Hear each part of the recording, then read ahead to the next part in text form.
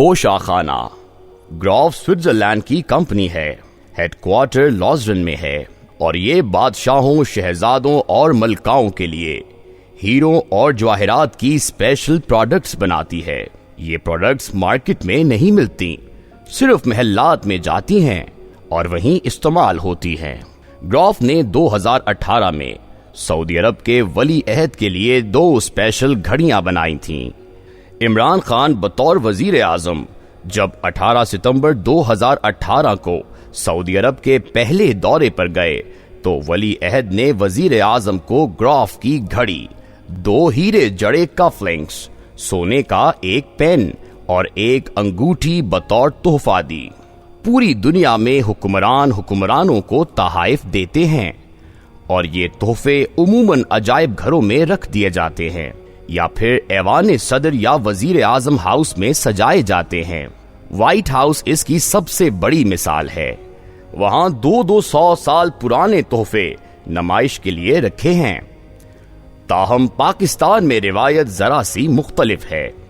یہاں صدر یا وزیر اعظم کو ملنے والے تحائف توشا خانہ میں جمع کرا دیے جاتے ہیں. اب توشا خانہ کیا ہے؟ توشا خانہ مغلوں کے دور میں ہندوستان میں بنا تھا. اس میں بادشاہوں کو ملنے والے تحائف رکھے جاتے تھے. بادشاہ اپنے مہمانوں اور درباریوں کو خلعت عطا کرتا تھا. یہ خلعت بھی توشا خانہ میں رکھی جاتی تھی اور وہیں سے منگوا کر مہمانوں کو عنایت کی جاتی تھی. توشا خانہ مغلوں سے ایسٹ انڈیا کمپنی میں آیا، پھر وائسرائے کے پاس آیا اور قیام پاکستان کے بعد حکومت پاکستان کے پاس آ گیا. ایسٹ انڈیا کمپنی اور برطانوی دور میں سرکاری تحائف کو سرکاری ملکیت سمجھا جاتا تھا اور کوئی اہلکار انہیں ذاتی طور پر استعمال نہیں کر سکتا تھا. پاکستان میں بھی شروع میں یہی روایت تھی.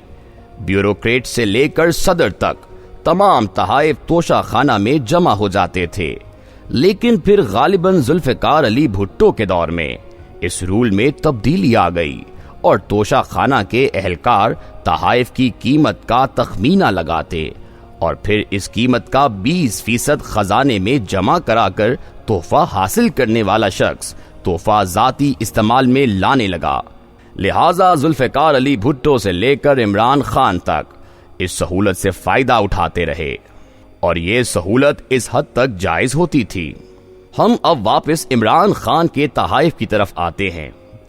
عمران خان کو سعودی ولی عہد شہزادہ محمد بن سلمان نے 2018 میں 4 انتہائی قیمتی تحائف دیے اور روایت کے مطابق چیف آف پروٹوکول نے تحائف توشا خانے میں جمع کرا دیے.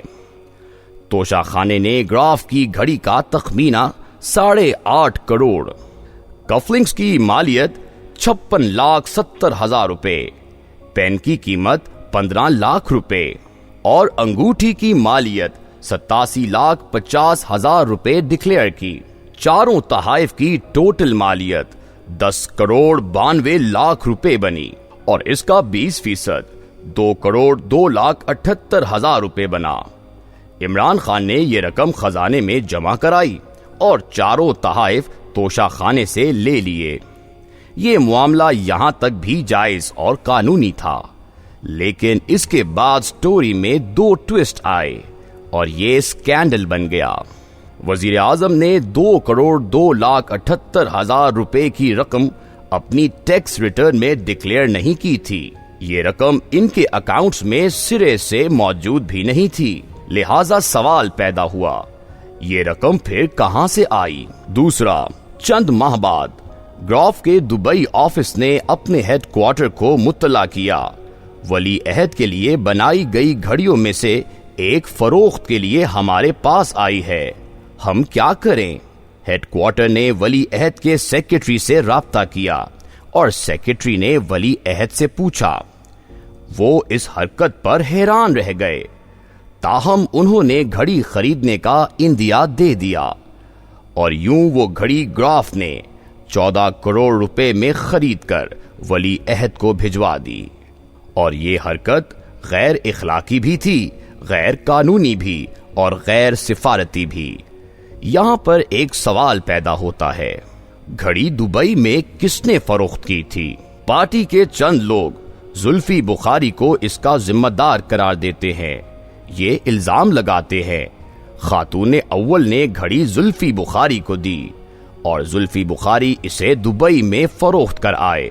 میں نے اتوار کو تصدیق کے لیے زلفی بخاری سے رابطہ کیا، لیکن ان کا دعویٰ تھا میں نے زندگی میں یہ گھڑی دیکھی اور نہ ہی میں اس معاملے میں انوالو ہوا۔ تاہم ان کا کہنا تھا عمران خان نے اگر توشہ خانہ کی رقم ادا کر دی تھی تو وہ گھڑی کے مالک تھے اور وہ اسے جہاں چاہتے اور جب چاہتے فروخت کرتے، کسی کو اعتراض کا کوئی حق نہیں۔ عمران خان نے 2018 سے 2021 تک غیر ملکی سربراہوں سے 58 تحائف حاصل کیے۔ میرے پاس پوری فہرست موجود ہے۔ ان کی کل مالیت 14 کروڑ 20,42,100 روپے بنتی ہے۔ ان میں رولکس کی 6 گھڑیاں، سونے اور ہیروں کے لاکٹ سیٹ، ایئر رنگز، سونے کی انگوٹھیاں اور ہیروں کے بریسلٹ بھی شامل ہیں، اور انتہائی مہنگے لیڈیز بیگز بھی۔ خاتون اول کو 20 مئی 2021 کو بھی نیکلس، ایئر رنگز، انگوٹھی اور بریسلٹ ملا، اور توشہ خانے نے اس کی مالیت 58,60,000 روپے طے کی تھی، اور خاتون اول نے رقم جمع کرا کر یہ تحائف لے لیے۔ سوال یہ ہے کیا یہ تحائف عمران خان اور بشرا بی بی کو ملے یا پھر وزیر اعظم اور خاتون اول کو؟ اور یہ اگر خاتون اول اور وزیر اعظم کو ملے تو پھر ان کا اصل وارث کون ہے؟ یقیناً پاکستان۔ لہٰذا یہ کسی بھی صورت حکومت پاکستان کے ہاتھ سے باہر نہیں جانے چاہیے تھے، لیکن ہم بالفرض محال یہ مان بھی لیں خزانے میں 20% رقم، یہ رقم اب 50% ہو چکی ہے، جمع کرا کر وزیر اعظم یا صدر ان تحائف کے حقدار بن سکتے ہیں، تو بھی سوال پیدا ہوتا ہے ان تحائف کو مارکیٹ میں بیچنے کی کیا تک تھی؟ یہ حرکتیں یقیناً سفارتی تعلقات کی خرابی کا باعث بنتی ہیں، اور شاید یہ وہ حرکت تھی جس کی وجہ سے ہمارے وزیر اعظم عمران خان 21 ستمبر 2019 کو سعودی شاہی جہاز پر امریکہ کے دورے پر گئے، لیکن رائل فیملی نے واپسی سے پہلے اپنا جہاز واپس منگوا لیا اور وزیر اعظم کمرشل فلائٹ سے پاکستان تشریف لائے۔ کیا یہ دنیا کی پہلی اسلامک نیوکلیئر پاور کے شایان شان تھا؟ اور کیا یہ وہ وقار ہے ہم جس کی بحالی کے دعوے کر رہے ہیں؟ عمران خان اس وقت امپورٹڈ حکومت کے خلاف سڑکوں پر جہاد کر رہے ہیں۔ یہ بے شک کریں، لیکن سوال پیدا ہوتا ہے یہ گورنمنٹ اگر امپورٹڈ ہے تو بھی اس نے آتے ہی کچھ نہ کچھ کرنا شروع کر دیا ہے۔ 5 دن میں اسلام آباد ایئرپورٹ تک میٹرو بس شروع ہو گئی، اور یہ منصوبہ 4 سال سے بند پڑا تھا۔ اس پر 15-16 ارب روپے خرچ ہوئے تھے، مگر پچھلی حکومت بس نہیں چلا سکی۔ آپ اگر قومی حکومت تھے تو آپ کم از کم یہ تو کر دیتے۔ یہ حکومت ڈالر کو بھی 8-9 روپے نیچے لے آئی، اور اس نے شدید مالیاتی دباؤ کے باوجود پیٹرول کی قیمتیں بھی بڑھانے سے انکار کر دیا، اور یہ اب امیر بھاشا اور سی پیک کی رفتار بھی بڑھا رہی ہے، اور کراچی کے بند منصوبے بھی شروع کر رہی ہے۔ عمران خان کو ان کاموں سے کس نے روکا تھا؟ یہ کام بھی تو کسی نے کرنے تھے۔ میں دل سے سمجھتا ہوں پنجاب میں حمزہ شہباز کو وزیر اعلیٰ نہیں ہونا چاہیے تھا۔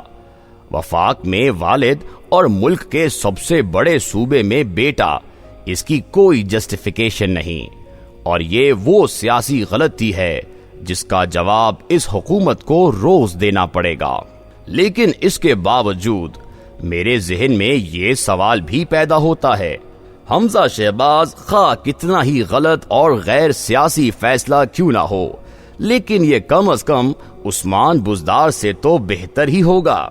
پوری دنیا عمران خان کو سمجھاتی رہی، لیکن یہ خواجہ سرا سے اولاد نرینہ کی امید لگا کر بیٹھے رہے۔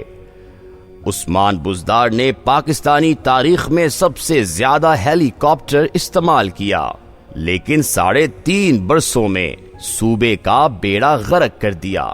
ڈی جی خان میں مشہور تھا، عثمان بزدار کے علاقے کے درخت بھی دہاڑی لگاتے ہیں، یہ بھی جب تک کچھ وصول نہ کر لیں یہ راہگیروں کو راستہ نہیں دیتے۔ بزدار کے بعد حمزہ شہباز انتہائی غیر سیاسی فیصلے کے باوجود عثمان بزدار سے بہتر ثابت ہوں گے اور پنجاب کے عوام کی سانس میں سانس آئے گی۔ عمران خان اگر آج سے 3 سال پہلے پرویز الہی کو وزیر اعلیٰ بنا دیتے یا علیم خان کو موقع دے دیتے تو یہ آج جلسوں میں امپورٹڈ حکومت کے تانے نہ دے رہے ہوتے، یہ آج بھی وزیر اعظم ہوتے، لیکن شاید یہ اس ذہنی کیفیت میں چلے گئے ہیں جس میں انسان خود کو ہر حال میں ٹھیک اور دوسروں کو غلط سمجھتا ہے۔ قائد اعظم کے بعد عمران خان دوسرے لیڈر تھے جنہیں عوام اور اسٹیبلشمنٹ کی اتنی سپورٹ ملی، لیکن افسوس انہوں نے ملک کے ساتھ بھی وہی سلوک کیا جو انہوں نے گراف کی گھڑی کے ساتھ کیا تھا۔ لہٰذا آج اگر ان سے گھڑی کے بارے میں پوچھا جائے تو یہ مسکرا کر کہتے ہیں گھڑی میری تھی، میں نے بیچ دی، اور ملک کے بارے میں بھی ان کا یہی خیال ہوتا ہے، میرا ملک تھا، میں اسے عثمان بزدار کے حوالے کرتا یا محمود خان کے، آپ پوچھنے والے کون ہوتے ہیں؟ آپ دل پر ہاتھ رکھ کر جواب دیجئے، کیا اس آرگیومنٹ کا کوئی جواب ہو سکتا ہے؟ اگر ہاں تو یہ جواب کون دے گا؟ میرا خیال ہے قوم یوتھ کے علاوہ اس منطق کو کوئی سمجھ سکتا ہے اور نہ بیان کر سکتا ہے۔